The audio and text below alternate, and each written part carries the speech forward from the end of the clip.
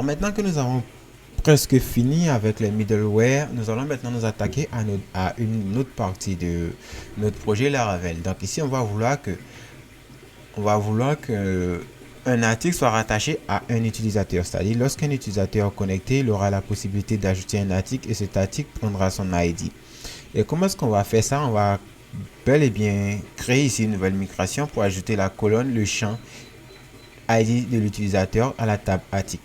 Donc c'est parti, on retourne dans notre console et ici on va taper un coup de PHP artisan make migration et ici le nom de la migration c'est add user ID to article table. Donc ici on lui dit qu'on va vouloir ajouter le champ user ID à la table article et ici on va faire un coup d'entrée et il va patienter un peu et nous créer cette migration. Et là ici on aura created migration et add user ID to article table. Et cette migration on va la trouver dans le dossier database. Donc on va réduire tout ça. Donc dans le dossier database migration et là ça sera la dernière migration. Et ici on s'assure que la table sélectionnée c'est la table article parce que c'est celle qu'on souhaite mettre à jour. Donc ici pour créer ici la clé étrangère, puisque ça sera une clé étrangère, on va ici faire de la table. Et ici on va faire un unsigned Bing integer. Et ici on va préciser le nom du champ. Et le nom du champ ça sera user ID. Ensuite ici on va encore créer une autre ligne. Et ici on va dire que ça sera un foreign ID. Ça sera un foreign. Et ici on dira que le champ qu'on va créer est un foreign. Et il provient de la table users. C'est-à-dire c'est la clé étrangère qui provient ici de la table user et ici on dit que ça sera le ID de la table users. Et juste en faisant ça, on va dire qu'on va ajouter une nouvelle clé user ID dans la table article. Et cette clé, elle sera une clé étrangère et elle va être identique à l'ID de la table user. Donc ici on va faire ça et maintenant on va vouloir lancer cette migration. Donc ici on va faire un coup de PHP artisan. Et ici, on va faire un coup de migrate pour faire passer cette migration dans notre base de données. Et là, on voit qu'il y a un problème. Il dit quoi?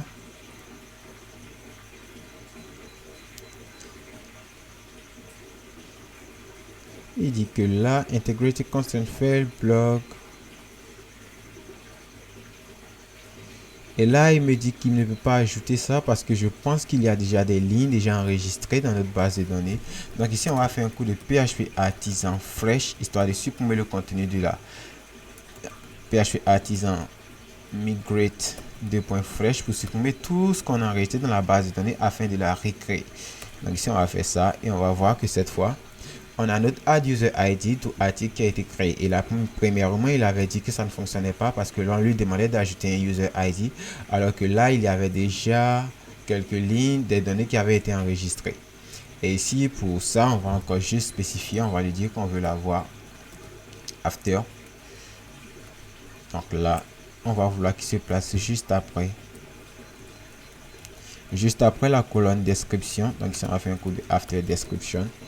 Et ici, on va encore refaire la même commande PHP artisan migrate 2.fresh pour relancer cette migration.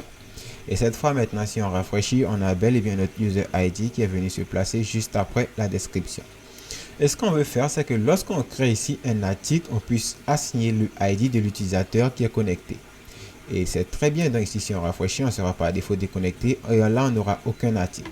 Ici, on va venir se créer un nouveau compte. Ça sera admin. L'email, ça sera admin2, admin tout simple. Et le mot de passe, on va reprendre Azerty. Et ici, si je vais faire inscription. Et là, on voit que je suis connecté. Donc, je vais retourner ici. Et non, je vais venir me connecter plutôt. Et là, ça sera admin. Et le mot de passe, ça sera Azerty. Et ici, je vais cliquer maintenant sur me connecter. Et là, je suis redirigé sur dashboard. Et pourquoi est-ce que je me redirige sur dashboard? Parce que au niveau de users controller, donc au niveau de user controller, on avait fait ici un return redirect intend et non, ça sera pas dashboard, ça sera home. Parce qu'au niveau du web, ici, on a remplacé dashboard par home. Donc, si on va remplacer ça par home, et maintenant, on a accès à notre dashboard.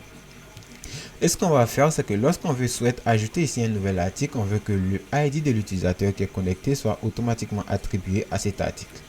Donc, ça ne sera pas vraiment compliqué à faire parce que là, on a déjà fait toute la partie qui permet d'ajouter ici l'article.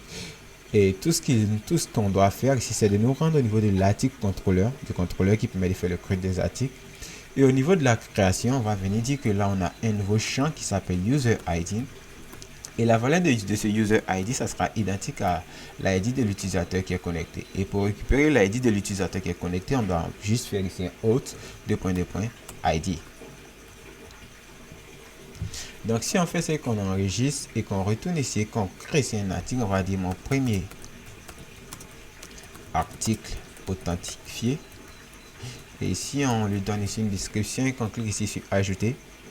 On voit qu'on a l'article a bel et bien été enregistré. On a mon premier article authentifié qui apparaît avec la description. Et si maintenant on se rend au niveau de la base de données et maintenant on rafraîchit, on voit que là, le user ID, c'est 1. Et là, on a le ID de l'utilisateur qui est connecté. Ensuite, ce qu'on va faire, c'est qu'on va vouloir copier cette ligne. Et là, tout ce qu'on va faire, on va plutôt venir ici.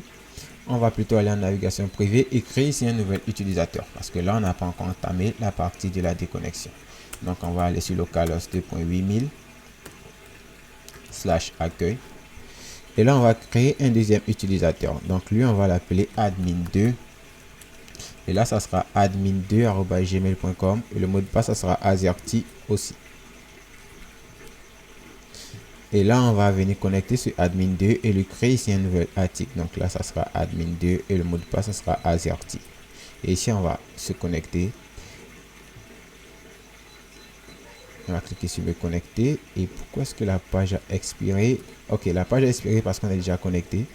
Et ici, on va venir créer ici un article. Et là, on va l'appeler article de l'admin 2. Et ici, la description, on va mettre article de l'admin 2 et enregistrer ça. Et là, maintenant, on a deux articles qui sont enregistrés.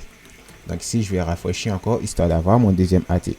Et là, on a deux articles qui sont enregistrés. Le premier, c'est pour l'utilisateur 1, c'est l'utilisateur qui est actuellement connecté. Et le deuxième, c'est pour le deuxième admin qui a été créé. Et ce qu'on veut faire ici, c'est que ces boutons-là, on veut qu'ils apparaissent uniquement que lorsque le ID de l'utilisateur, le ID qui est passé au niveau de l'article, le user ID ici, correspond à l'ID de l'utilisateur qui est connecté. Donc, vous l'aurez deviné, c'est vraiment quelque chose de très simple qu'on peut mettre en place. Donc, pour le faire, on va aller au niveau du show.blade.php. Et ici, d'abord, on avait fait une première condition qui permettait de vérifier si l'utilisateur était connecté. On devait afficher ici ces deux boutons. Donc, ici, on va faire une autre condition. On va ici mettre une autre condition. On va faire ici un if. Donc, la condition qu'on va vouloir faire, c'est que on va comparer le ID le user ID qui est ici à l'ID de l'utilisateur qui est actuellement connecté. Et si les deux sont identiques, on affichera les boutons éditer et supprimer. Et dans le cas contraire, on n'affichera rien. Donc ici, on va remettre en place notre if. Et ici, on va copier tout ça. If auth.id. Donc on va remplacer par ça. Et ici, on va lui dire qu'on va faire ici un égal à $article. Puisqu'on récupère l'article et tout. Article user ID. Et si on est dans ce cas là, alors on va vouloir afficher les boutons. Donc là, on va juste supprimer ça. Et au cas où le ID le user ID est identique à l'ID de l'utilisateur actuellement connecté, alors on affichera les boutons. Donc ici, si j'enregistre, c'est que je retourne au niveau du site et que je rafraîchis ma page. Ici, au niveau des articles de l'admin 2, les boutons n'apparaissent pas parce que je suis connecté en tant que l'admin 1. Et si je vais sur l'article de l'admin 1, je vois que lui, il a accès à ces boutons parce que c'est lui qui a créé ici ces différents articles. Et si le user ID est identique à son ID, voilà pourquoi est-ce que lui, il a accès à ces différents boutons.